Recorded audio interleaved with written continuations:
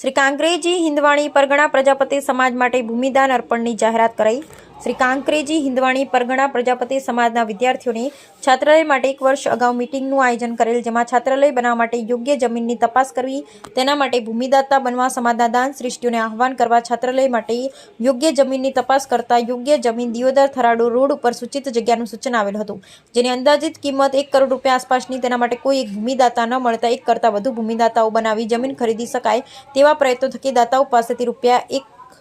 1,11,111ના એક દાતા તેવા 101 દાતા બનાવવા તેવી વાત દાન શ્રેષ્ઠીઓ સમક્ષ મૂકતા લગભગ 25 દાતાઓના નામ આવેલ। આ બાબતની જાણ શ્રી કાંકરેજી હિંદવાણી પરગણા પ્રજાપતિ સમાજના દાનવીરતા કહી શકાય